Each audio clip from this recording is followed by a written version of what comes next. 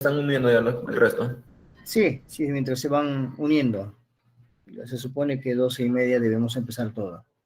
Entonces el tema de hoy es paciente quemado. Algo conciso, pero que valga la pena exponerlo, que es lo que a mí me gusta. Las exposiciones muy largas, con mucha letra, al menos creo que son tediosas, poco entendibles y hasta aburridas. Entonces, siempre hay que sacar el jugo a una exposición en el sentido de que sea conciso, bueno, en mi parecer, que sea conciso, que sea entendible y que llame la atención. Eso es lo que pretendo hacer con ustedes. A ver cuántos van ya. ¿Dónde veo eso? 21 recién. Son 57 en total, ¿no? Sí, doctor, 57. Son 57. Sí, anoche estuve creando el link para todos y son 57.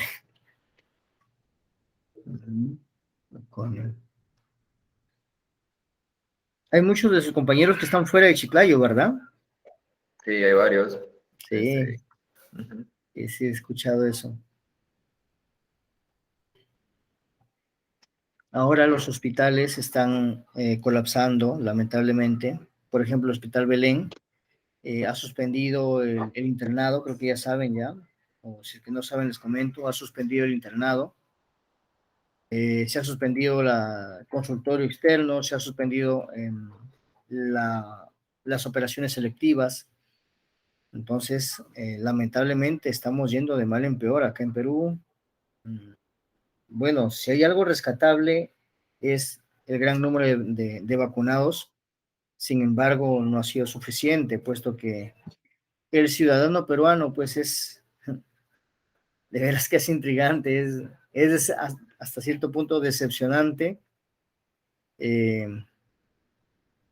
Decepcionante, que sí, creo que para mí es la palabra correcta, decepcionante, la manera en cómo llevamos la enfermedad, en cómo llevamos el mismo germen a nuestra misma familia.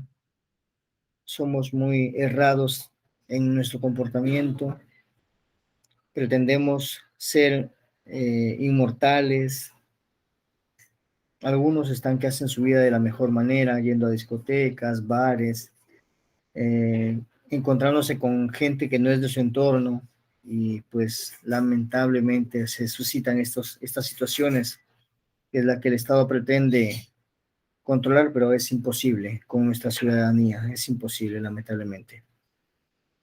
Actualmente pues está colapsado nuevamente el sistema COVID de los hospitales y no hay marcha atrás. Y como mencioné hace un momento, lo rescatable de esta situación es que la mayoría de pacientes son vacunados. Aquellos que están cayendo verdaderamente graves son sin antecedente de vacunas o que tengan una sola dosis.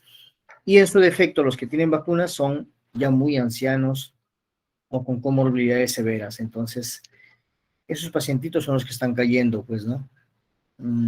Pero la gran mayoría de pacientes están vacunados y están saliendo adelante, solo con síntomas leves, eso es lo bueno. Si no, pues fuera un desastre. En el área de cirugía, por ejemplo, en el hospital Belén, que es donde yo trabajo, somos 5 cirujanos con licencia, producto de haber salido positivo en un test para COVID, incluido yo. Entonces, hace una semana, pues no estaba grave, pero tenía sintomatología de un resfrío.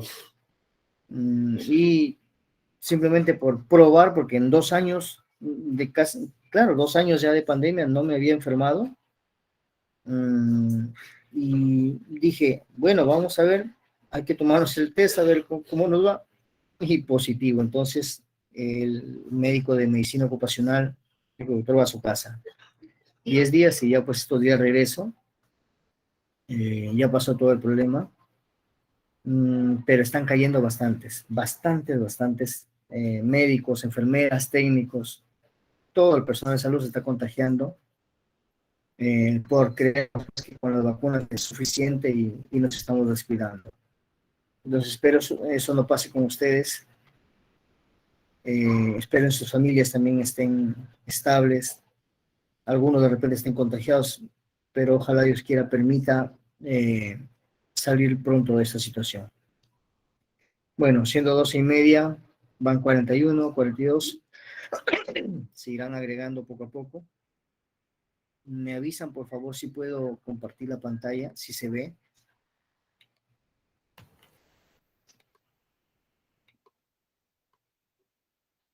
Le avisamos, doctor. Sí, ¿se ve? ¿Sí se ve? Ya se empezó a proyectar. Sí, normal, sí se ve. Listo.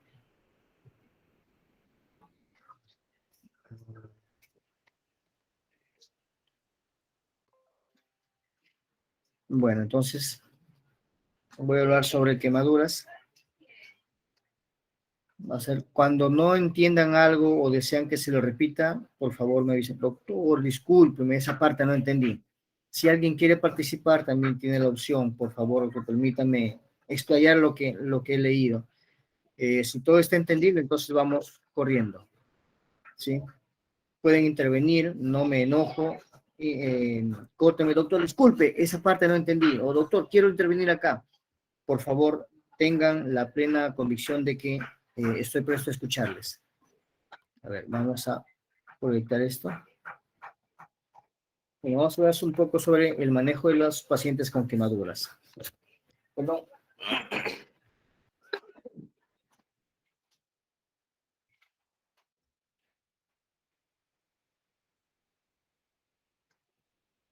Entonces, ¿qué objetivos tenemos con esta ponencia? Primero, conocer la fisiopatología de las lesiones por quemaduras. ¿Cuál es el manejo inicial y cuál es el manejo posterior en estos pacientes? ¿Cómo determinar la extensión y profundidad de estas lesiones? Y elaborar un plan de manejo de prioridades en estos pacientes. Primero, epidemiológicamente hablando, las quemaduras están a la orden del día. Por descuidos, principalmente son esos, por descuidos, principalmente en niños menores de 4 años, sobre todo por las travesuras, lo cual puede ser de lo más leve hasta lo más fatal. Más o menos 300,000 muertes por año en todo el mundo, o sea, no es poquito. 300,000 muertes no son poco. Y los principales pacientes acá son los menores de 4 años, los cuales van a quedar con secuelas, con causas de morbilidad, y la gran mayoría sucede en el ámbito doméstico y laboral. Siempre estas causas son prevenibles. Miren la figurita, un niño que está manipulando la cocina, un padre de repente en el celular, en la televisión o en un trabajo, pero estas situaciones son prevenibles. Estadísticamente hablando, en Perú no se tiene certeza en cuánto es el porcentaje, ya que muchas situaciones quedan ocultas en casa o simplemente no se escribe en una historia clínica. Entonces, esta incidencia mayormente de quemaduras, para el año 2017 se vio, por ejemplo, 113 casos por cada 100,000 habitantes. Las principales causas fueron el fuego, calor y sustancias calientes como principales agentes causales. Y repito, los niños son la orden del día de este tipo de lesiones. Una quemadura, por definición, es una lesión en la piel y tejidos adyacentes causados principalmente por calor, radiación, radioactividad, electricidad, fricción o contacto con sustancias químicas. Las principales de ellas, que son los que principalmente vemos, es las quemaduras térmicas, las cuales lesionan todo el espesor o parte del espesor de la piel. Y tenemos que es producido por líquidos calientes, objetos sólidos calientes y el fuego directo. Fisiopatología de esta lesión. Una vez que se suscita el hecho, ya sea por fuego directo, por agua caliente o por algún objeto sólido en contacto con la superficie de la piel, se producen 3 lesiones iniciales, que es hiperemia, éstasis y necrosis. Y estoy diciéndole desde afuera hacia adentro. La hiperemia es lo que circula todo, es por decir, es la sustancia líquida que va alrededor de toda esa lesión. La éstasis, que es por los vasos sanguíneos que están más profundos, el calor produce una dilatación de esta microvasculatura, lo que va a permitir que se origine la hiperemia. Entonces, luego de esta dilatación de la microvasculatura, se progresa a una trombosis de la zona capilar y por lo tanto es a posteriori la formación de necrosis por debajo de esta lesión. Por último, esta necrosis, que es de tipo coagulativa por el calor, produce obstrucción completa de la microvasculación. Cuando hay necrosis, esta zona ya no es salvable. Cuando hay éstasis y hiperemia, sí son salvables. Fisiopatológicamente, esas tres lesiones son las que se presentan en las quemaduras, que trae consigo principalmente un complejo sistémico de respuesta inflamatoria, que va a llevar consigo alteración o no de la hemodinamia en el paciente.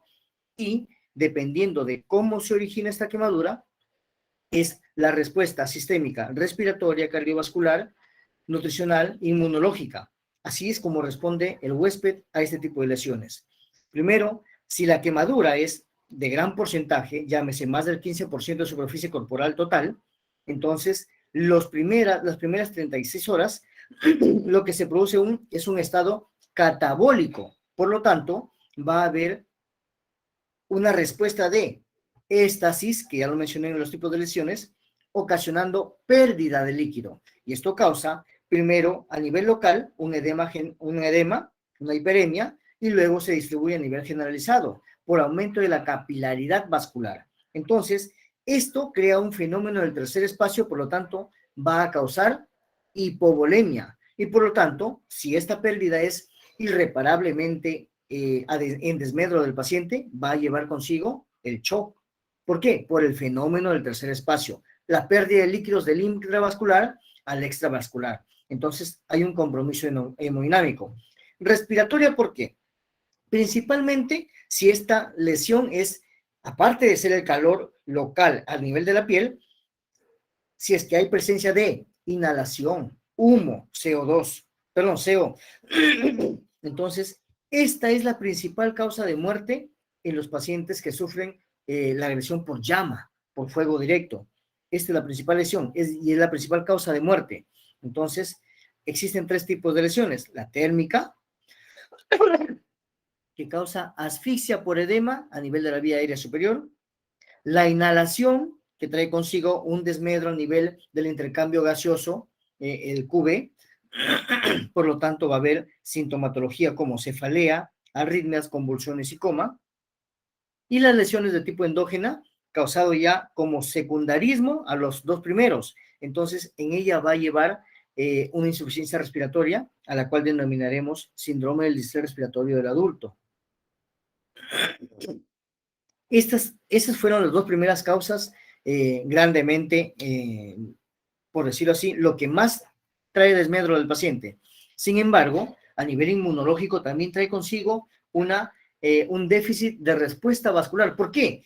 Porque el kit del asunto está en el fenómeno del tercer espacio, la pérdida de líquidos.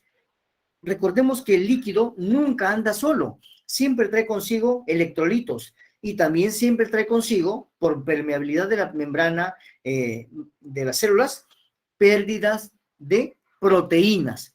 Y nuestras defensas están muy, muy ligadas a las proteínas, sobre todo a la albúmina. Aquí el paciente huésped pierde demasiada albúmina. Estoy hablando de pacientes que han sufrido grandes quemaduras, más del 15% de la superficie corporal total. En los que tienen menos, salvo que sea tercer grado, no se suscita grandiosamente este fenómeno. Entonces, en aquellos que ya ha tenido más de 15% o 20% de pérdida de la superficie corporal quemada, estos sí sufren estas alteraciones sistémicas, sobre todo por pérdida de líquido, electrolitos y proteínas. Esas tres cosas son las que enmascaran todo este cuadro de complejo sistémico que a la larga trae consigo pérdidas inmunológicas. Entonces, estas pérdidas inmunológicas traen consigo déficit inmunológico. Por lo tanto, el paciente sufre mucha tendencia a sufrir infecciones, primero locales, dermatológicas, y luego se suscitan complejos respiratorios, intestinales, que ha traído consigo esta respuesta inmunológica. Y es la causa más frecuente de la muerte retardada. Asimismo, este fenómeno del tercer espacio también trae consigo ¿qué? Una insuficiencia renal aguda por el choque hipovolémico, o sea, un grado de ira prerrenal que compromete aún más al paciente. Déficit inmunológico, las células de nuestras defensas, principalmente linfocitos, caen por los suelos y el paciente se infecta aún más.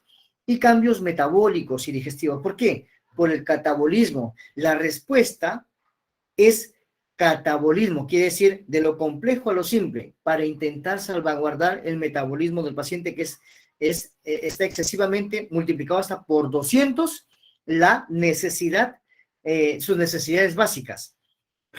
Vuelvo a repetir, estas necesidades proteínicas, sobre todo en el paciente, están multiplicadas por 200 debido a que se está perdiendo proteínas. Entonces, hay cambios metabólicos y digestivos. El paciente está en ilio, ¿sí? Está en ilio, puede sufrir distensión, puede sufrir translocación bacteriana intestinal, por lo tanto, aumentar más la posibilidad de infección que ya de por sí lo tiene el paciente por la alteración inmunológica. ¿Cómo evaluamos a este pacientito? Siempre que se suscitan hechos, recuerden por favor el ATLS.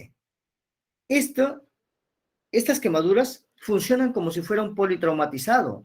Es muy similar porque en estos casos siempre se suscita ese bendito fenómeno del tercer espacio, o sea, pérdida de líquidos, sea por sangrado, igual que en un politraumatizado, el sangrado, acá hay pérdida de agua, no de sangre, pero sí de agua. Por lo tanto, va a haber una concentración de la hemoglobina bastante notoria.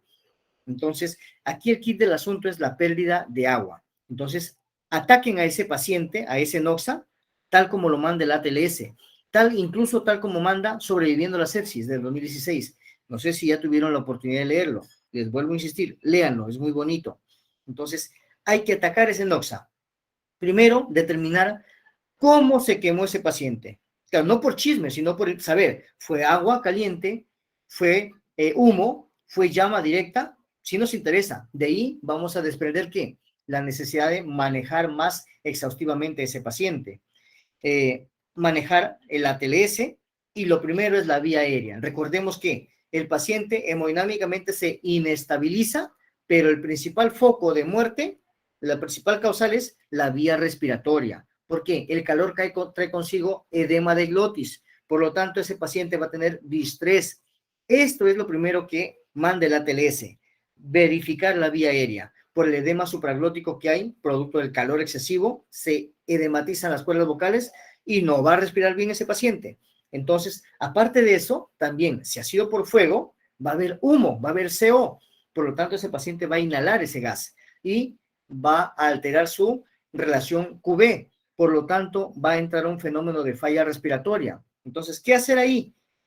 La necesidad primero, oxigenar. Luego, ver la necesidad si ese paciente necesita una intubación orotraqueal. Ya eso se manejará en el ambiente intrahospitalario, ya que eso no lo puede solucionar en el momento o en el local donde se suscita el hecho de la quemadura. ¿Qué signos debes tener en cuenta? Si el paciente está roncando, un estridor laringio, si el paciente tiene lesiones faciales, si el paciente tiene esputo carbonáceo. ¿Qué significa? Que hay inhalación de CO. Entonces, eso me indica que debo yo verificar si ese paciente tiene criterio de intubación o no. Entonces, ¿qué más debo tener en cuenta? ¿Cómo está ventilando ese paciente? Si respira con dificultad, si los movimientos tóraco-abdominales cómo son. Tengo que, en el ambiente hospitalario, tengo que evaluar su sistema respiratorio ocultando los ruidos respiratorios. Entonces, ya que estos pacientes, vuelvo a repetir, la primera causa de muerte por un traumatismo térmico es el distrés respiratorio. Asimismo, debo tener en cuenta las pérdidas de líquido del intravascular, donde se ocasiona el fenómeno del tercer espacio, por lo tanto debo manejar agresivamente a este paciente. ¿Qué ordeno? Si ya nosotros en nuestro ámbito es principalmente la labor en centros o en postas de salud, y en los hospitales. Entonces, primero, como interno, como médico general o como especialista, cuando recibo este tipo de pacientes, yo debo, primero, colocación de 2 vías periféricas, porque este paciente, de hecho, si es un gran quemado, me va a llegar chocado, edematoso, con distrés respiratorio. Tú ordenas a tu personal, porque tú eres el cabeza de trabajo, la cabeza de trabajo, ordenas 2 vías periféricas, hidratación exhaustiva, uno, si es adulto, 1 litro o 2 litros a chorro. En ese mismo momento, el paciente no se te va a encharcar, sin miedo, dale. 2 vías periféricas, gran hidratación al paciente y mientras vas examinando, vas desvistiendo a este paciente. Si tiene lesiones agudas, ir hidratando a ese paciente de manera tópica, irrigar con bastante suero salino para mitigar la profundidad de las lesiones, mientras voy desvistiendo con paciencia a ese paciente. Perdón, acá dice, evaluar pulsos distales. Recordemos que un paciente gran quemado trae un shock distributivo y shock hipovolémico. Por lo tanto, va a tener ausencia de pulsos distales o pulsos débiles. Por lo tanto, esto me indica que posiblemente este paciente vaya a estar sufriendo un síndrome compartimental. ¿Qué es eso? Es el aumento de la presión en alguna extremidad o parte orgánica de la caja, por ejemplo, en el abdomen, en el tórax, en los brazos, en los muslos.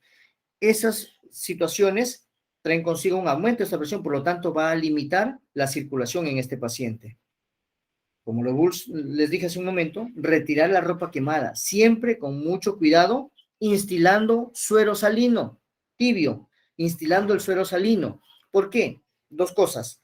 Cuando uno se quema, la ropa se pega a la piel. Entonces, si tú sacas sin haber instilado con cloruro o con agua pura, entonces vas a lesionar peor más, por decirlo así, vas a despellejar más al paciente. Tienes que ir retirando la ropa con mucho cuidado, hidratando bien ese paciente para que no se pierda más sustancia blanda de ese tejido. ¿Ya? Siempre es así. Y según yo recibo al paciente, ya el personal me apoyó con 2 vías periféricas, su hidratación, y voy evaluando al paciente según el ATLS, con la revisión primaria, entonces voy retirando prendas, joyas, anillos, todo lo que puede ser, recordemos, el anillo se quema, es un metal, y va a seguir produciendo una quemadura. Hay que retirar todas esas situaciones. Luego de ello, verificar mi diagnóstico. Es una quemadura, ver la profundidad, ver la superficie quemada, ver con qué se quemó y según eso voy a decidir.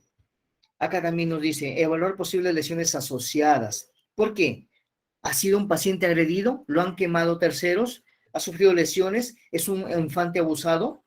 Entonces, eso tenemos también que tener en cuenta en nuestra evaluación primaria. Luego de ello que he establecido mi diagnóstico y mi manejo inicial, hago mi ATLS con revisión secundaria, en donde yo voy a determinar, aparte del porcentaje de quemadura, la profundidad. Pero para esto yo ya debo haber instalado mi terapia de agresividad en el manejo. Vuelvo a repetir, 2 vías periféricas, hidratación exhaustiva al paciente y la corrección de la vía aérea. Si esto ya está solucionado en los primeros 2 minutos de atendido al paciente, entonces procedo a diagnosticar el grado de profundidad del paciente. Incluso procedo a averiguar más sobre su historia clínica. Eso es lo que nos manda el ATLS. Para la profundidad tenemos 4 grados, que ya lo sabemos todos. Primer grado simplemente es una quemadura superficial o que consta solamente de eritema. Está eritematosa la zona. Aquí están principalmente las quemaduras solares. Las quemaduras de segundo grado se dividen en 2. Es superficial y profunda. ¿Cuál es la división? El grado de afectación en la dermis. Estas lesiones son muy dolorosas. Hay bastante eritema y puede haber presencia de exudados y frictenas. El segundo grado superficial abarca hasta la dermis papilar, mientras que el segundo grado profundo abarca la dermis reticular. En la primera vamos a encontrar, por así decirlo, está despellejado el paciente, sin esa superficie de capa córnea. En la segunda, vamos a encontrar también acá lesiones de los apéndices cutáneos. Puede haber presencia de flictenas, ampollas. Estas lesiones son muy, pero extremadamente muy dolorosas. Arde, el paciente se queja con mucho dolor. ¿Por qué? Porque estamos al inicio de las terminaciones nerviosas. Por eso son muy dolorosas. Segundo grado superficial, segundo grado profundo, ¿sí? Luego viene la afectación del espesor total de la piel, el cual involucra el tejido celular subcutáneo. Cuando abarca ya tejido celular subcutáneo, quiere decir que hemos arrasado con todos los anejos de la piel, con todos los anexos, es decir, vasculares y nerviosos. Por lo tanto, esta lesión ya no son o aparentemente no duele al paciente. Esta es una superficie ya dura, es una superficie blanquecina. A esto se le denomina escara. Esto es lo peligroso.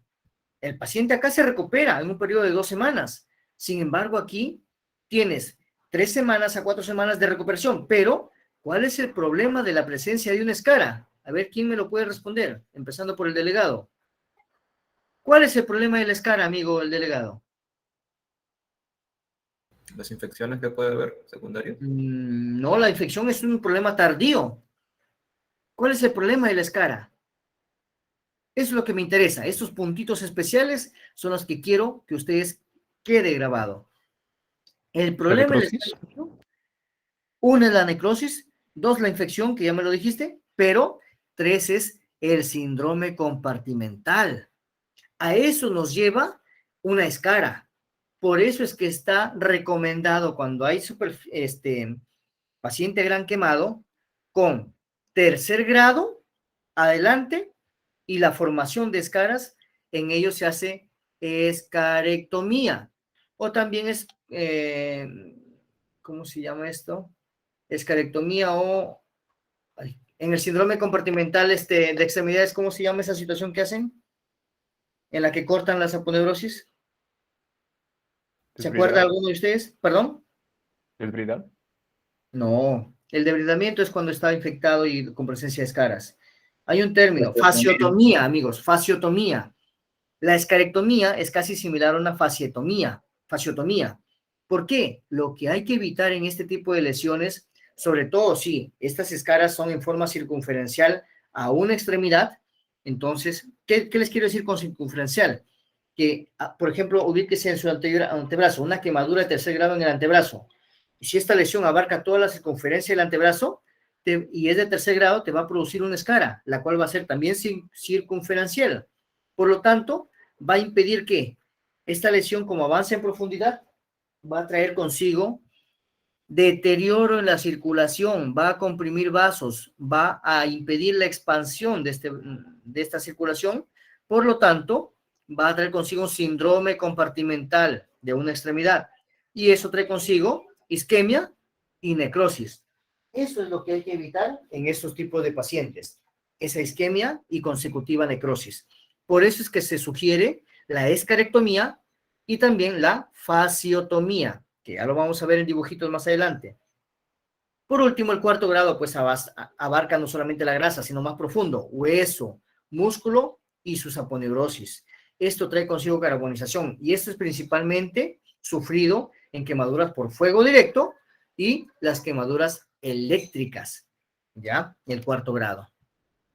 Aquí vemos, miren estas manchas blancas, esto es carbonización y estas manchas blancas es del tercer grado de las quemaduras. Esto, miren, y esto es tronco, esto es brazo. Estas lesiones, estas blanquecinas, traen consigo un acartonamiento de la piel. Esto ya no es piel, es un cartón. Y por lo tanto, si esto está ubicado en el tórax, va a impedir la expansión pulmonar, ¿sí? Va a impedir eso. Por lo tanto, va a traer un síndrome compartimental. ¿Qué hay que hacer? Longitudinalmente a la talla del paciente se hacen cortes de tratamiento. Se corta para distanciar así estas escaras, para abrirlas, por así decirlo, para abrirlas e intentar salvaguardar esa ampliación pulmonar. Ahora, ¿cómo determinamos? Ya tenemos la quemadura. En las quemaduras, nuestro diagnóstico va a ser quemadura de primero, segundo, tercer grado por agua caliente, fuego directo. Ese es un diagnóstico. Ahora, ¿cuánto es superficie corporal? Eso lo vamos a determinar según las reglas que ya se han inventado. Aquí todo ya está escrito. Tenemos la regla de los 9, la regla del 1%, está la regla de Land, para niños sobre todo. Entonces, eso ya está inventado. Tú debes tener a la mano las dos reglas principales, la regla de Land y la regla de los 9. Esas dos lo puedes comparar y ver si tu porcentaje te sale bien. Más específico es la regla de Land, es más exacto. Con ello vas a determinar ¿qué? El área de superficie corporal. Y según esa área, tú vas a determinar, ayudado por tu diagnóstico de profundidad, la referencia o manejo en tu sitio de origen del paciente. Según esta regla de los 9, por ejemplo, cabeza, la frente, porción anterior y frente, porción posterior, región occipital, es el 4.5%, el tronco, la anterior, 18%, 9 por 2, y el posterior, 9 por 2, 18%. Una extremidad cara anterior, 4.5, otra extremidad cara posterior, 4.5, lo mismo, este es para extremidades superiores. Para extremidades inferiores, 9%, toda la extremidad anterior y toda la extremidad posterior, o sea, un solo miembro ocupa el 18%, ¿ya? Luego, también están las áreas, según la regla de los 9, pero en los infantes y en los niños es distinto. ¿Por qué? Porque la cabeza es más grande y la pancita y el tórax casi están a nivel de la cabeza en los pacientes pediátricos. Las reglas son distintas. Sin embargo, la regla de Land es más específica para su porcentaje. Cada uno de ellos ya está especificado acá su porcentaje. Por ejemplo, glúteo, 2.5% en las edades de 0 a 1 años. En un niño de 10 años, 2.5%, es similar, miren. Sin embargo, lo que cambia es el tamaño de la cabeza. Para 0 a 1 años, 19%. Para 10 a 14 años, 11%. Entonces, así es como se modifica según la regla de Land y Broder este porcentaje de quemaduras. Eso lo utilizamos junto a la profundidad más la regla de Land, es lo que sumamos y nos da un diagnóstico. Y con ese porcentaje y profundidad determinamos, este paciente yo lo puedo manejar acá en mi posta, en mi centro de salud, o es necesario derivarlo a un hospital. Otra cosa, si está en el hospital, ¿es necesario hospitalizarlo o es necesario pasarlo por consultorio? Eso es lo que se decide para los criterios de hospitalización en pacientes con quemaduras. Entonces, ahora, ya tengo el diagnóstico. Es un paciente varón de 14 años de edad con diagnóstico. Quemadura de segundo grado superficial en muslo, en tórax anterior, con un porcentaje del 12% de superficie corporal quemada por agua caliente. Según esos criterios, yo decido 12%, espérate, 12% todavía lo puedo manejar acá en mi centro de salud, le puedo hacer controles diarios, curaciones diarias. Sin embargo, si esto supera el 15%, por así decirlo, o está en más del 20% con segundo grado superficial o profundo, tengo que derivarlo a una unidad de quemados en un hospital para su hospitalización y manejo correcto. Entonces, eso es lo que yo decido respecto a este tipo de pacientitos.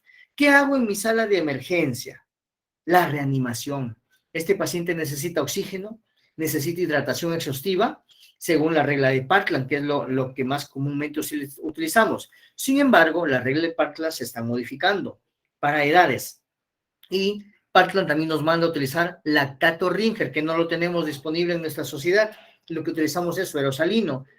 ¿Por qué? Porque el lactato Ringer es el más cercano a la osmolaridad de la sangre. Sin embargo, lo que utilizamos pues nosotros de corriente es el suerosalino nada más. ¿Qué más? Si tiene criterios de hospitalización, es un gran quemado y requiere manejo hospitalario, entonces debo verificar la situación de control control de diuresis a través de una sonda Foley, como les explicaba, así es el ATLS, así nos manda también para el paciente politraumatizado. Ahora, ese paciente tiene lesión facial, tiene lesión de vía aérea. Si la respuesta es sí, ten por seguro que ese paciente no va a poder tragar alimentos. Por lo tanto, tienes la necesidad de colocación de una sonda nasogástrica. ¿Para qué? No es para descomprimir el abdomen. Aquí sí cambia la situación. Ese pacientito traumatizado de manera térmica, de repente no tiene nada de alimentos en el estómago durante el trauma. O puede ser que sí, pero la misión de esta sonda nasogástrica en sí no es para derivar el tracto digestivo, es para alimentación de ese paciente con criterio de hospitalización por gran quemado. Esa es la misión. ¿Por qué? Recordemos que en la fisiopatología lo que les dije es el hipermetabolismo de este paciente. Hay un catabolismo excesivo que supera el 200% del metabolismo básico. Por lo tanto, hay que alimentarlo sobre todo exhaustivamente con proteínas. La dieta en estos pacientes debe ser rica en proteínas. Entonces, ¿cómo nutrimos? Si no tiene la posibilidad de utilizar su musculatura orofaringea para tragar alimentos, entonces lo nutrimos a través de una nutrición enteral con el uso de sonda nasogástrica. También se han inventado sonda nasoyeyunal. Ahora, si este paciente no tiene posibilidades de usarse en él sonda nasogástrica, también se han inventado otro tipo de mecanismos de alimentación. Por ejemplo, gastrostomías, yeyunostomías. Ya eso es para pacientes severamente complicados, ¿sí? ¿Hasta ahí me dejo entender o hay alguna pregunta? Chicos, ¿alguien quiere preguntar algo, por favor? Sin miedo. ¿Están ahí? ¿Ya se fueron? Aquí estamos, doctor. ¿Alguna duda, chicos? ¿Quieran preguntar? Bien, continúo entonces. Todo está entendible. Entonces, ese pacientito con criterio de hospitalización por ser gran quemado, debo yo invadirlo, lamentablemente, y disculpe que les exprese así, hay que invadir a ese paciente lo más que se pueda, desde la cabeza hasta los pies. ¿Cómo? Sonda nasogástrica para alimentación, sonda Foley para control de diuresis. Recordemos que, según lo que nos manda la TLS, es, si yo estoy hidratando bien ese pacientito, quiere decir que, si es un adulto, su flujo urinario va a estar mayor a 0.5 cc por kilo por hora, o lo que es equivalente entre 30 y 50 cc por hora. Si es un paciente niño, mi objetivo de lograr en él es una diuresis mayor a un cc por kilo por hora. ¿Ya? Esos son mis objetivos para estos pacientes con grandes quemaduras. Entonces, vuelvo a repetir, sonda nasogástrica para nutrición. Si no se puede, están las otras alternativas, gastrostomía, yeyunostomía, pero lo ideal es una nutrición enteral a través de una sonda nasogástrica. También se inventaron las sondas nasoyeyunales, pero la misión de esta sonda es nutrir al paciente con proteínas por esa bendita permeabilidad alterada de membrana celular que hace que se extravasen proteínas acompañando al líquido y a los electrolitos. Sodio principalmente se pierde bastante. Entonces, eso es la misión que tenemos. Sonda por arriba, sonda por abajo y accesos venosos para hidratación exhaustiva, según la regla de Parkland, 4 cc por kilo por superficie corporal quemada. Pero lo que utilizamos es suero salino, cloruro de sodio al 9 por 1000. Luego de ello, según ya mi diagnóstico de porcentaje, profundidad y con qué, veo si este paciente tiene quemaduras grandes, profundas, que superan el 3er grado, entonces veo la posibilidad de escarotomías, o sea, sacar esas escaras, sacarlas, y también la posibilidad de hacer fasciotomías, si me encuentro yo comprometida una extremidad, ¿sí? Una extremidad, llámese brazo, antebrazo, muslo, pierna, si está comprometido una extremidad circunferencialmente, tengo que sacar esa escara. ¿Por qué? Porque esta va a traer consigo un aumento de la presión de adentro del miembro afectado. es decir, un síndrome compartimental. Y cuando se ocasiona un síndrome compartimental, lo que ocasiona es una isquemia y por lo tanto necrosis de esa extremidad afectada. Para eso se hacen escalectomías y o fasciotomías, que vamos a ver dibujitos. Luego de ello, estabilizado el paciente o realizado mi ATLS de revisión primaria, hago mi ATLS en revisión secundaria, con la monitorización de signos vitales, con la oximetría, a estos pacientitos que sufren alteración del BQ, entonces deben recibir oxígeno húmedo, sea por cánula binasal, sea por mascarillas con reservorio, por lo que sea, pero tiene que recibir oxígeno y para salvaguardar el grado de distrés respiratorio. ¿Cómo se hidrata estos pacientes? Ya lo dijo Parkland, el 4 cc por kilo por superficie corporal quemado.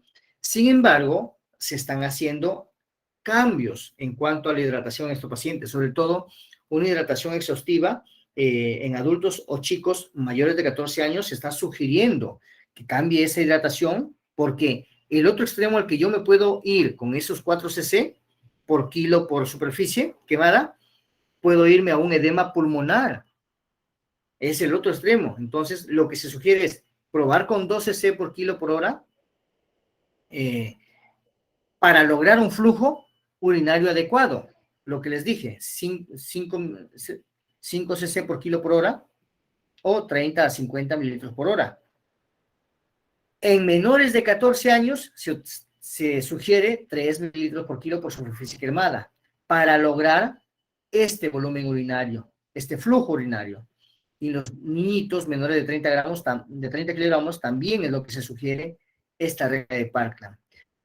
El problema yace en las injurias eléctricas, que para todas las edades se está sugiriendo la regla de Parkland, que sí lo sugirió como 4 mililitros por kilo por superficie quemada, para lograr este flujo urinario, ¿sí? De 1 a 1.5 cc por kilo de volumen urinario. Esa es la reanimación con fluidos. ¿Qué más? Primero es reanimar al paciente. Esa es mi revisión primaria, reanimar, no dejar de reanimar. Si el flujo urinario está menos de esos números que le he mencionado, tengo que poner más suero, hidratarlo exhaustivamente al paciente. Concomitante a ello se hace ¿qué? Los exámenes auxiliares, pido su radiografía de tórax si creo que hay compromiso pulmonar, pido exámenes de laboratorio, siempre pedir AGA. Hay mujeres en edad fértil, verificar que no esté gestando, beta-HCG, solicitar electrocardiograma por alteraciones electrolíticas a nivel del potasio y en pacientes que han sufrido quemaduras eléctricas por alteración cardíacas. Debo instalar analgesia potente en estos pacientes. Lo que se sugiere no es metamizol, no es paracetamol, no es ketorolaco, no es diclofenaco, es morfina. En estos pacientes se utiliza la morfina, se utiliza el fentanilo. ¿Por qué? Recordemos que el compromiso a partir del segundo grado es más profundo de nervios, por lo tanto son lesiones muy dolorosas en el segundo grado. No así en los de tercer grado, que son lesiones no dolorosas, pero sin embargo puede el paciente tener concomitantemente lesiones de tercer grado y segundo grado. Entonces debemos manejar con analgesia a estos pacientes. Siempre que ni bien tenemos el paciente quemado, instilar suero salino. ¿Para qué? Para lidiar con la profundidad de la quemadura. Si el paciente se ha quemado en menos de 10 minutos, tenemos que bañar. Si es un niño, peor todavía, bañar y bañar a ese paciente con agua. ¿Para qué? Para disminuir la profundidad de estas lesiones. Si hay heridas contaminadas, tenemos que hacer desbridamientos tempranos, curar a ese paciente tempranamente. Lo ideal es hacerlo en sala de operaciones, con las mejores medidas de asepsia y antisepsia, y siempre es con suero salino, siempre. Entonces, luego de eso se deben hacer los curetajes, la limpieza, retirar todo lo que se puede isquemizar, todo lo que se puede pudrir, por ejemplo, las escaras, y luego de ello se debe instilar alguna crema, algún antibiótico tópico, que no está indicado en el total de los pacientes, pero sí en aquellos que han sufrido grandes quemaduras, grandes extensiones y necesitamos antibiótico tópico. Luego de ello se necesita el cobertor, un vendaje, y sobre todo lo que se sugiere, amigos, este vendaje debe ser compresivo, no para isquemizar más la extremidad afectada, sino para limitar que se formen las grandes escaras, dos, las grandes cicatrices. Por eso el vendaje debe ser, que les dije, compresivo, sin llegar a isquemizar a limitar la circulación que ocasiona isquemia. ¿Qué más? El uso de tópicos antibióticos, que ya les voy a mencionar las diapositivas de múltiples tópicos antibióticos que se utilizan. También se debe dar profilaxis antitetánica, las vacunas que contienen inmunoglobulina. ¿Por qué? Porque estas lesiones pueden estar contaminadas con tierra y esto traer consigo al germen del tétano. Siempre, cuando ya tengamos las vías instaladas, se debe prevenir las úlceras de Curling, que son las úlceras de los grandes quemados. Y el mejor fármaco utilizado es la ranitidina. ¿Por qué? Porque a comparación con el omeprazol, esta no barre con el ácido. ¿Ya? Entonces, el fármaco que se utiliza en los pacientes es la ranitidina a 1 o 2 miligramos por kilo para prevenir las úlceras de Curling. Si este paciente no cuenta con criterios de hospitalización, entonces lo que se sugiere es el manejo ambulatorio, quemaduras de primero o segundo grado superficial, que requieren curaciones diarias o interdiarias, pero que puede ser hecho en un tópico. A esto se sugiere el uso de antimicrobianos y apósitos estériles. Entonces, no se sugiere el uso de antibiótico sistémico, ni como profilaxis, porque estas lesiones aparentemente son estériles, salvo que el niño o el menor de edad esté en plena contaminación a pesar de recibir las curaciones diarias y estar con su vendaje. Este niño está jugando en la tierra o tiene factores de riesgo para infección. Entonces, ahí se puede indicar un antibiótico. Y el seguimiento se puede hacer a través del consultorio externo con sus curaciones en tópico. Y nunca dejar de lado la terapia de rehabilitación. Uno es psicología. Dos, la prevención de cicatrices, amigos. Existe varios mecanismos con los cuales prevenimos las cicatrices, pero en quemadura de segundo grado profundo hacia adelante. ¿Cómo? Existen los parches, ¿sí? De un gel, existe eso. Existen las telas compresivas. Existe como si fuera, ¿cómo se llama esto? Vinifan, así, como Vinifan de forrar nuestros cuadernos, así ya vienen los parches para los quemaditos. Se pegan, se adhieren bastante compresivo a la piel, uno lo venda, es como un vendaje, pero con gel al paciente, y esto impide la formación de cicatriz queloide, que puede suscitar en los pacientes con quemaduras de segundo grado profundo hacia adelante. Ahora, si el paciente cumple con criterios de hospitalización, por ejemplo, quemaduras de segundo grado profundo con más del 10% de superficie corporal en edades extremos de la vida, cualquier quemadura del tercer grado, cualquier quemadura que comprometa la cara, los genitales, las manos, los pies, el periné y articulaciones, tiene que ser hospitalizado. ¿Cuál es el problema con estas lesiones, amigos? Es la formación de sinequias. Lo que hay que prevenir es la cicatriz queloide que forme sinequias. Esto va a traer consigo cicatrices retráctiles en todas las estructuras mencionadas, genitales, manos. Por lo tanto, por ejemplo, si una quemadura se suscita en las manos y estos deditos se pegan, va a producir los famosos pie de pato. ¿Han visto los pies del patito que en sus 3 deditos forma una membrana entre sus deditos? Así se forman. Entonces, esto es lo que hay que evitar. Por eso es que se hospitalizan estos pacientitos para curaciones diarias y la prevención de cicatrices queloides retráctiles. También se deben hospitalizar pacientes que han sufrido quemaduras por armas de fuego, quemaduras eléctricas o que se les han suscitado las inhalaciones de monóxido de carbono. También se deben hospitalizar pacientes con comorbilidades severas o que han recibido lesiones traumáticas asociadas a la quemadura. Esos son criterios de hospitalización.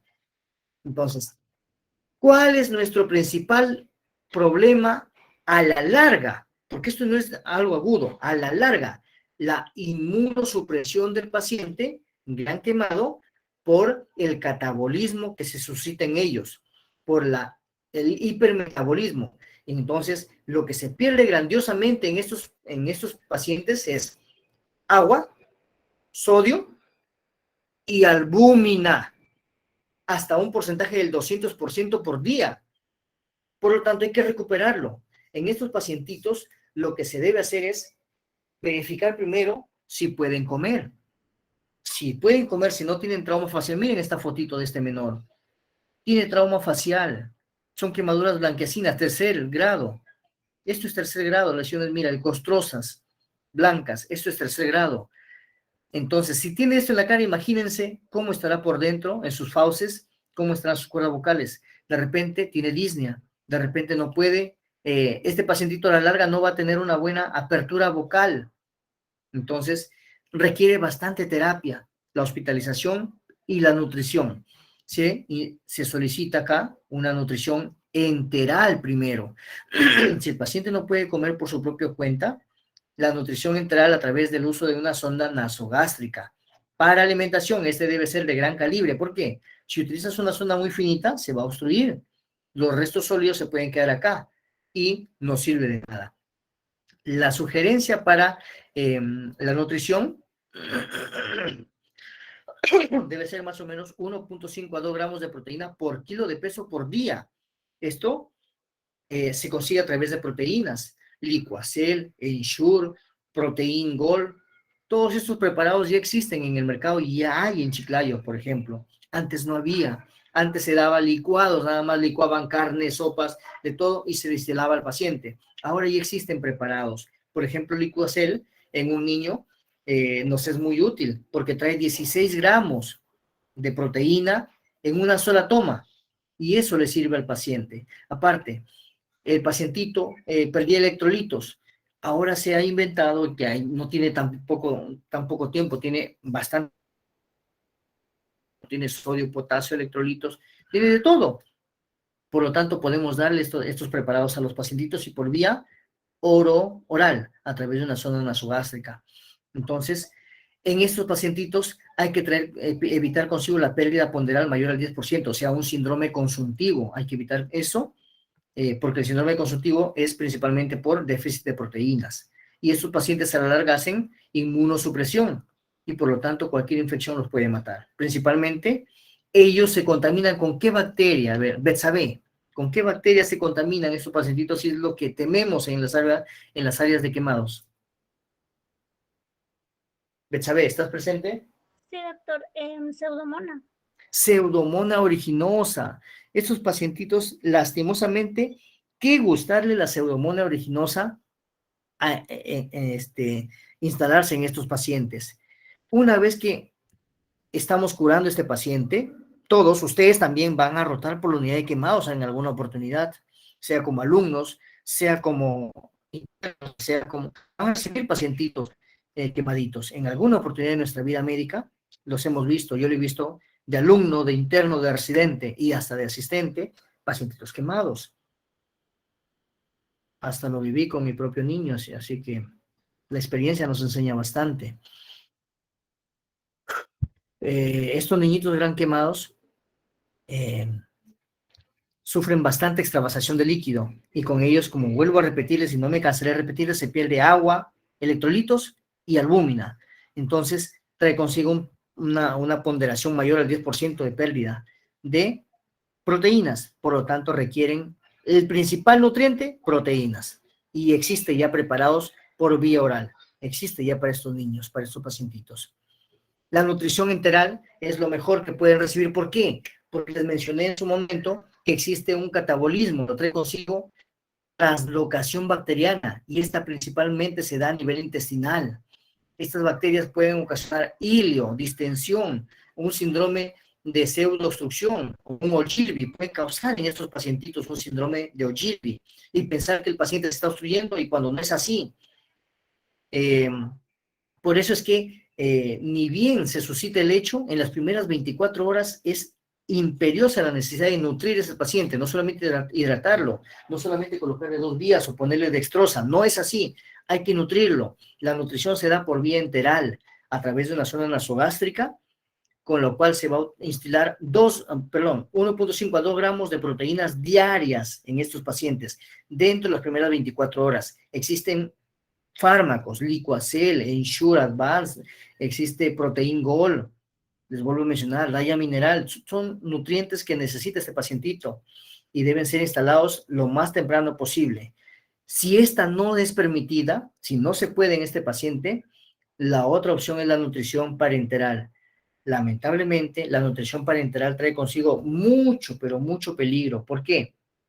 Porque esta, a diferencia de la nutrición enteral, y hago un paréntesis acá, la nutrición enteral, su principal indicación, aparte de nutrir al paciente, es la no detención del tránsito intestinal.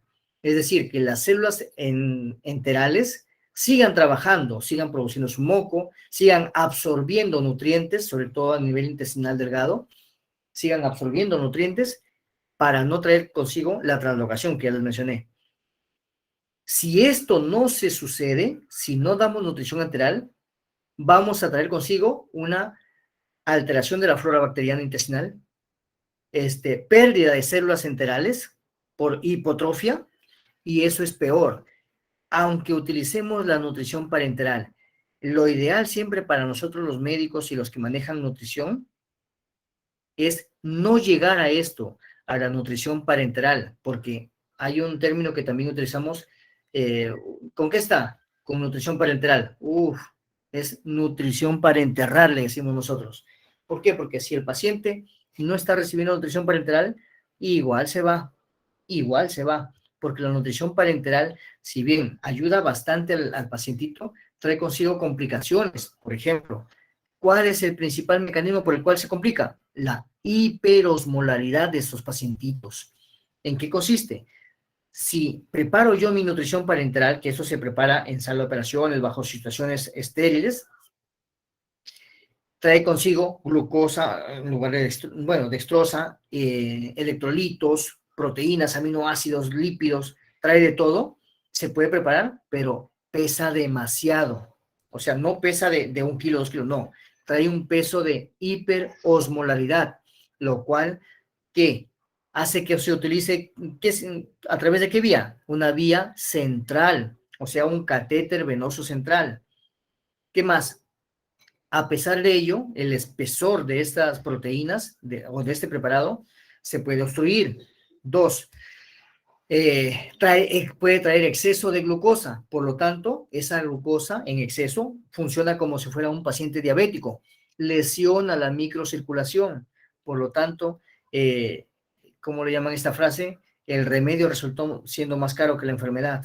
Entonces, por eso es que nadie quiere llegar a una nutrición parenteral. Lo ideal siempre es la nutrición enteral. Hasta ahí, ¿está entendido o hay alguna pregunta? Chicas. Alguien que quiera participar, por el amor de Dios. Alguien que quiera, doctor, sí. No, doctor, no estoy de acuerdo. ¿Alguien, por favor?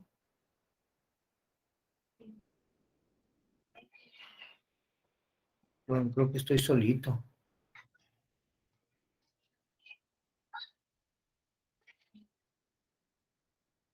Hola, ¿están ahí? Sí, doctor, aquí estamos. Está ¿Alguien, claro. ¿Está claro todo? ¿Hay alguien que no entienda algo? No hay problema, lo vuelvo a repetir. No, bien. Doctor, una pregunta, disculpe. Sí, La sí, nutrición, sí, doctor, ¿la nutrición parenteral siempre va a ser por catéter venoso central? ¿Así entendí? sí, siempre es por catéter venoso central. Vuelvo a repetir, un catéter venoso central es, por decir, un Avocat 14, que se instala en cualquiera de las vías, ya sea yugular interna, yugular externa, subclavia, femoral, en cualquiera de lo que el médico esté adecuado a poner esa vía, o sea, ese catéter venoso central. ¿Por qué? Porque es de grueso calibre. Ese Avocat que nosotros en los adultos Normalmente ponemos Avocat 18, el otro es el doble. ¿Por qué? Por el grosor de la vena que está infiltrando. Por lo tanto, la nutrición parenteral soporta un peso molecular bárbaro, más o menos entre 600 a 800 miliosmoles, amigos. Soporta entre 600 a 800 miliosmoles. Y un catéter periférico soporta más o menos entre 100 y 200 miliosmoles, que no es lo mismo. No es lo mismo. Y recordemos, a ver si estoy en lo cierto, yo ya no me acuerdo mucho de fisiología, la miliosmolaridad de la sangre, ¿cuánto es? Si no me equivoco, es 384, ¿sí? 280, 300. ¿Perdón? 280, 300 más o menos. 280. Ajá. ¿Y de dónde me inventé ese 380? 280 entonces, ¿no? De 280 a 300, ya. Entonces, la miliosmolaridad de nuestra sangre es esa. Es más o menos 280. 284 en promedio me lo sabía yo. Cuando uno coloca un catéter periférico, o sea, un Avocat, en el brazo, en la pierna, trae menos de 200 miliosmoles ese suero. Menos de 200. Por eso es que no quema. Por eso es que no causa lesiones. Salvo cuando te pasen potasio o alguna proteína, sí quema, porque pesa. Entonces, el catéter venoso central sí puede soportar eso, entre 600 a 800 miliosmoles. Y justo eso es lo que pesa, ¿sí? Esa es la osmolaridad de ese preparado, de proteínas, de lípidos, de aminoácidos, de electrolitos, de glucosa. Todo eso, en ese preparado de nutrición parenteral, sí soporta un catéter venoso central. Lo que no podría ser soportado en una vía periférica. Si tú le instilas a ese paciente una NPT por vía periférica, le va a quemar, le va a doler y se va a obstruir rapidísimo. Y vas a producir otra quemadura en esos pacientes. ¿Sí? ¿Está respondiendo a tu pregunta, amiga?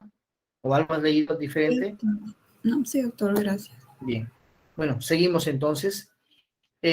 Como ya les mencioné, necesitamos en esos pacientes gran quemados o con criterio de hospitalización, analgesia y en algunos casos sedación. Esos pacientes, sobre todo los que requieren UCI por distrés respiratorio, requieren sedación porque se van a agitar, van a tener sensación de falta de aire, mucho dolor, van a estar gritando, entonces hay que sedarlos. Y esas curaciones se hacen normalmente en sala de operaciones, amigos. Sí me ha tocado hacerlo, los niñitos sobre todo, y en el Belén, que no tiene unidad de quemados, pero cuando no está llena la unidad de quemados en la Mercedes, ¿qué nos queda a nosotros? Manejar a estos pacientitos. Estas curaciones se hacen en sala de operaciones. ¿Por qué? Porque el anestesiólogo puede darte analgesia y anestesia, o sea, sedación, y se puede curar fácilmente a un paciente. Imagínate curar a un paciente en un tópico con grandes quemaduras. No se puede. Bueno, sí se puede, pero es muy tormentoso. Entonces, la indicación de curaciones es diaria o interdiaria, donde se puede hacer debridamiento, escarectomía, sobre todo en aquellas quemaduras que tienen presencia de escaras, 3er, 4 grado. Se tiene que cambiar las gasas, los apósitos, y se practica ojo con esto, lo último, el tratamiento quirúrgico con parcial de piel o total de piel, o sea, los injertos, se debe hacer cuando ya tienes indicación de herida limpia, proceso de cicatrización, o sea, que ya no esté con exudados o contrasudados, o sea, unas lesiones húmedas. Ahí sí puedes hacer injertos de piel. Pero si esa lesión presenta quemaduras profundas, quemaduras que están con grandes exudados o trasudados debido a la hiperemia, entonces no está indicado todavía eso. O signos de infección, peor todavía. Entonces, como les mencionaba, hay otros criterios. Estos son los criterios de Chile para gran quemado, quemaduras mayor al 7%, perdón, al 25%, los extremos de la vida, quemaduras de cabeza y cuello, si ha sufrido inhalación o quemaduras eléctricas de alta tensión, asociado a politraumatizado o que tenga enfermedades de base. ¿Qué soluciones usar? ¿Qué cremas? Tenemos sulfadiazina de plata, argentamicina, acetato de mafenida, neomicina, polimicina. Todos sirven, sin embargo, no lo encontramos en todos los lugares. En algunos sitios hay solamente sulfadiazina, en otros hay nitrato de plata, perdón, en otros hay neomicina, en otros hay polimixina. Todos están bien utilizados. La diferencia está que el menos lesivo, el que causa menos lesiones en los pacientes es la sulfadicina de plata. Este es el mejor que tenemos a la mano. Los demás también sufren, también tienen bastante, incluso más espectro que la sulfadicina de plata, pero enlentecen más que la primera, enlentecen más el proceso de cicatrización. De todos ellos, el que mejor tiene efecto es la mupirocina, pero es más caro, es poco encontrable en las farmacias, sobre todo por su precio. Te venden un poquitito y es caro. Entonces, pero la mupirocina es más efectiva que los demás contra el estafilococo, que es el principal bacteria que ocasiona las infecciones de la piel. Y lo mejor es que no inhibe la epitelización.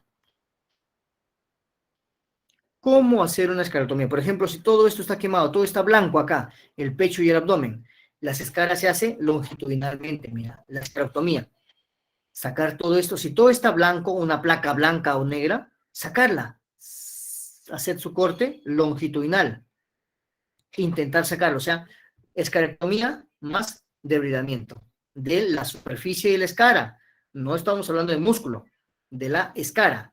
Sin embargo, en algunos es por parches, acá, acá, abajo. Entonces, ahí se puede hacer también escarectomías o fasciotomías, o sea, hacer cortes así longitudinales para evitar que esta escara se haga circunferencial y por lo tanto que limite la expansión del pulmón. Ahora, quemaduras eléctricas. Lo que nos interesa son, la principal es lo de alto voltaje. ¿Y de qué va a depender la severidad? De la resistencia de nuestros tejidos. Y recordemos que nosotros somos principalmente más del 60% agua. Por lo tanto, somos perfectos conductores de la electricidad. Las corrientes van a ser alterna y continua. Esta es la más peligrosa, la alterna, porque la exposición no te lleva a que la corriente te empuje o te bote. Esto te pegas, quedas pegado a la corriente, por lo tanto sufre quemaduras severas. Puede producir paro cardíaco y hasta romper el hueso. En cambio, la corriente continua es la que te empuja, te bota, son de menos voltajes. ¿Cuáles son las complicaciones de una quemadura? Por paro cardíaco, arritmias, rhabdomiólisis, fracturas por contracciones intensas y asociadas a caídas, trombosis vascular, cataratas y lesiones de la médula espinal. Entonces, cuando se produce este tipo de lesiones y sobre todo cuando la corriente no tiene puesta a tierra, ¿a dónde desfogar? Nosotros somos los principales conductores y la puesta a tierra. Entonces, va a buscar por dónde desfogar y normalmente desfoga o en los pies o en las manos. Ahí es donde bota la corriente, se desfoga todo y te destroza la mano. Mírame, tenemos acá amputación de dedos. Y cuando se suscita esto, las quemaduras son de frente tercero o cuarto grado, que es lo más común, el cuarto grado. Y esto produce un síndrome compartimental. Y aquí, si ya se dieron cuenta, han hecho una fasciotomía. Y aquí hay que hacer escarectomía en este tejido. Hay que sacar todo este blanquecino. Todo esto, miren, hay que sacar. Y esto es escarectomía. Y a la vez estamos haciendo fasciotomía. Las fasciotomías siempre se hacen en sentido longitudinal, no transverso, longitudinal a la extremidad afectada. Seccionando ¿qué? 1, la piel, 2, tejido celular subcutáneo, y 3, la aponeurosis, porque quien verdaderamente ocasiona la hipertensión o el síndrome compartimental es la aponeurosis. Tú liberas esto y el músculo se relaja. Esa es una escarectomía más fasciotomía. Ahora, las quemaduras por cáusticos. Tenemos los ácidos y los álcalis. Entonces, son los principales. ¿Y esto dónde los encontramos? Los principales medios en donde uno se contamina con esto es los utensilios de aseo, en las casas, los blanqueadores, los limpiadores, los amoníacos, incluso las pilas. Estos son ingeridos por dos tipos de pacientitos, los que se quieren suicidar y los bebitos. Por favor, los niños nunca en contacto con este tipo de sustancias. Entonces, ¿qué ocasionan esto? Ocasionan úlceras, necrosis, gránulos, escaras y la subsecuente estenosis, si es que es ingerido, por supuesto. Entonces, la diferencia en el mecanismo de acción es, los ácidos producen una necrosis por coagulación. Esto permite que... Pero esta coagulación es limitada, no permite una penetración tan profunda. Sin embargo, los álcalis producen una necrosis por licuefacción y esto le permite ingresar bastante, penetrar bastante y hasta causar perforaciones. Por eso es el temor entre, antes, al menos yo cuando era, antes de ser médico pensaba, uy, se ingirió un ácido, es peor que el álcali, es peor que la lejía, un ácido. No, es al contrario, las lesiones son peores con los álcalis porque penetran mucho más y pueden ocasionar más frecuentemente perforaciones en el tracto gastrointestinal. ¿Ya? Miren estas lesiones con necrosis, ya ven. Hay úlceras, hay licuefacción. Esto es principalmente por la ingestión de lejía. Entonces, ¿qué hacer ahí? Tienes dos casos. La no ingesta, o sea, te cae el ácido, por ejemplo, lo que quema más es el ácido cuando afecta superficies. Te cae el ácido, lo que tienes que hacer es irrigar, pero exhaustivamente, con bastantes litros de suero salino, irrigar esa sustancia para limitar la profundidad. 1. Funciona como una quemadura térmica. 2. ¿Qué sucede cuando hay ingesta? Ese es el problema. Y tienes esos dos pacientitos, los muy bebitos o los que se quieren suicidar. Antes se sugería, mire, antes se sugería, ya hay que hacerle lavado gástrico, hay que poner una sonda nasogástrica e instilar suero y aspirarlo. Eso empeora la situación. Ya los que hacen estudios sobre este tipo de lesiones sugieren la no colocación de sonda nasogástrica porque una mala colocación de esta en una úlcera que se está ocasionando por la quemadura por el álcali, sobre todo con eso, puede aumentar la posibilidad de perforación. 2. Si se trata de un ácido y tú le instilas una base, puede alterar el mecanismo y no solamente producir necrosis por liquefacción, sino también por ¿cómo se llama esto? Por coagulación. y producirse los dos tipos de lesión a la vez. Empeoras el caso. Por eso lo que se sugiere ahorita es no utilización de lavados gástricos, no sondajes. Atacar de frente con antiinflamatorios y corticoides a ese paciente. Aquí están las dosis de dexametasona, prednisona y actuar de frente con antibióticos para prevenir la infección, ya que de por sí en el tracto gastrointestinal hay bacterias. Y lo principal que se sugiere es la ampicilina. Seguidamente, si no hay compromiso extremo del paciente, en un periodo entre las 6 y las 12 horas, lo que se debe hacer de pleno es un estudio endoscópico, ver y detallar el tipo de lesiones y graduar las lesiones que se han suscitado a nivel esofágico principalmente, que son 4, desde el eritema hasta la perforación en el grado 4. Si es grado 1, o sea, eritema o edema, grado 0-1, dejar ahí, no ha pasado nada. Eso cuando se ingiere poco, cuando se ingiere apenas un sorbo de ese líquido. Entonces, ahí simplemente observarlo, colocar su corticoide, su antibiótico y iniciar después de 6 a 12 horas de evolución la dieta oral. Pero si hay úlcera, si hay penetración de la úlcera, si hay perforación, está contraindicado todo vía oral.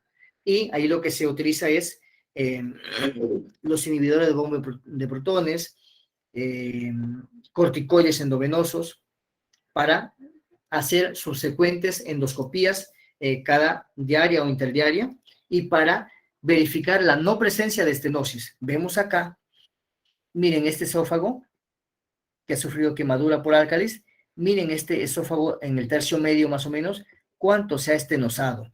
Entonces, este paciente, a pesar de terapia médica, lo que va a llevar consigo son dos cosas. La terapia invasiva a través de dilatadores o la terapia quirúrgica, resección de esto y la anastomosis término-terminal.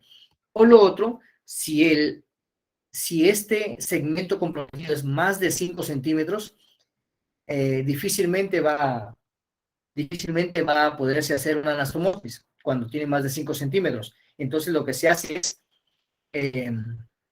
anastomosis, pero con la utilización de segmentos intestinales, ya sea de intestino delgado o de intestino grueso. Lo más común es utilizar el intestino grueso por ser más resistente. Este se lava bastante, se limpia, se lo deja estéril y se hace la anastomosis acá. Se lo reemplaza por este pedazo de esófago que ya no sirve. Acá vemos otro ejemplo, miren, las fauces, cómo llega al esófago proximal. Hay una estrechez bastante evidente. Y esto es cuando se ha quemado por alguna sustancia química, instilar con bastante suero salino. ¿Hasta ahí hay alguna pregunta, amigos? Chicos, ¿alguna pregunta? Doctor, una pregunta. Sí. Buenas tardes. En Buenas el último caso que mostró acerca de la quemadura por ácido, por químicos, usted menciona de que tendríamos que instilar suero fisiológico, pero si, por ejemplo, mientras el paciente, o si en caso alguien cercano a nosotros tuviese una quemadura por químicos, no se podría en opción de instilar agua, no sé, Agua. Mira, agua pura. agua. Sí se puede. Por Sí se supuesto. puede. Sí se puede, por supuesto. Hay que instilar el líquido. Cacatorrín, que es suero salino, agua pura, agua destilada, lo que sea, pero lo importante es que no avance en profundidad la quemadura. Por eso este tipo de manejo se hace inmediatamente. Por eso lo que se sugiere en casa es la prevención. Si ya se quemó el menor, lo que haces es bañarlo inmediatamente, quitarle la ropa, pero cuando se está irrigando con agua, no quitarle la ropa de golpe. Incluso es acá, así mismo también en las quemaduras. Eso es lo que se sugiere. Si no tienes suero a la mano, hasta que llegues a un hospital te da más de media hora. Tienes que hacerlo en casa con agua pura. ¿Sí? ¿Alguna otra pregunta, amigos?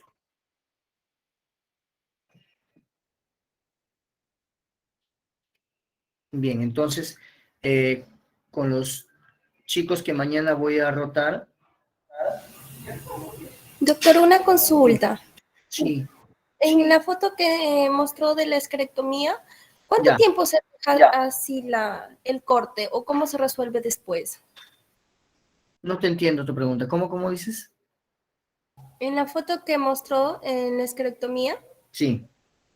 ¿cuánto tiempo se deja, o sea, abierta la parte, en ese caso, de la mano, ¿no? Porque en algún momento vas a tener que cerrarlo. Ah, ya te entendí. Una vez que sacas la escara, eso tiene dos opciones. O bien granula solo, ¿sí? Como, no sé si habrán hecho la clase de heridas, cierre por segunda intención, esa clase de heridas. Eso puede granular solito y formar una cicatriz.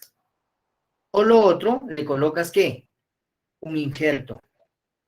¿Cuándo es el mejor momento? Cuando la herida esté seca, cuando no haya signo de fagocitosis, o sea, de infección, cuando ya no drene nada. Entonces, ahí es el mejor momento. Pero mientras tanto, antes de hacer el injerto, hay que evitar la cicatriz queloide, cuando ya está seca la herida. ¿Con qué? Con vendajes compresivos. Y como ya lo mencioné, una venda simple no sirve. ¿Por qué? Porque esta venda, conforme pasa el tiempo, se va debilitando. Hay parches de silicona, que es lo que actualmente se utiliza en los niñitos quemados. Hay trajes, ¿sí?, que parece de tela, pero en realidad tiene por dentro silicona, y hacen compresión a estos niñitos quemados. Es lo que se utiliza. Pero el mejor momento es cuando la herida está limpia y seca. ¿Está bien la respuesta, amiga Lorena? Bien. ¿Alguna otra pregunta, amigos? Buenas tardes, doctor. Una consulta. ¿Se recomienda la utilización de carbón activado para absorber esas sustancias o...? No se sugiere, amigo. Nada. Estás hablando de ingestión de sustancias químicas. Sí. No se sugiere ni carbón activado, ni agua, ni nada. No se sugiere, porque la lesión va a empeorar cuando tú intentas neutralizar el efecto de la sustancia. No se sugiere. Al menos es lo que he leído también yo. No se sugiere ningún tratamiento adicional, solo su corticoide, su protección gástrica y los controles posteriores endoscópicos. Porque al final lo que hay que prevenir es la posibilidad de estenosis. Gracias. ¿Alguien más? Bueno, entonces, mi grupo, creo que mañana tenemos reunión. Voy a crear el enlace. Espérenme, mañana martes. Creo que estaba bien para mañana, dijeron, o para el miércoles. Doctor, creo que el delegado le habló para el miércoles en la mañana. Doctor, sí, buenas tardes. Le llamé en la mañana y quedamos para el miércoles. O sea, la reunión de mañana que sea el miércoles, ¿verdad? Sí, doctor. Miércoles, ya. Y la clase que iba a ser para el La clase, me la equivoco, la clase del por la jueves. tarde, doctor. Chicos, ¿verdad? La clase del jueves iba a ser jueves 20 al mediodía, pero yo tengo que reunión con el Colegio Nacional, que va a venir acá a Chiclayo, con el doctor Urquizo, que es nuestro representante nacional de todos los colegios médicos, porque mi equipo ha ganado las elecciones de colegio médico y nos van a poner nuestros distintivos ese día. Entonces le pedí al delegado que converse con ustedes para hacerlo el día 19. Creo que les es posible, ¿verdad? Sí les es posible. Sí, doctor, ya estoy conversando con los delegados de otros cursos también. Ya de aquí les estoy alcanzando la hora, pero va a ser en la tarde. Excelente. Me avisas la hora, por favor, para poder compartir todo eso con ustedes. Y bueno, siempre a su disposición. Muy agradecido por la atención y buenas tardes entonces, amigos. Muchísimas gracias. Gracias, doctor. Gracias, doctor. Gracias, doctor. Buenas tardes. Gracias, doctor. Gracias, doctor.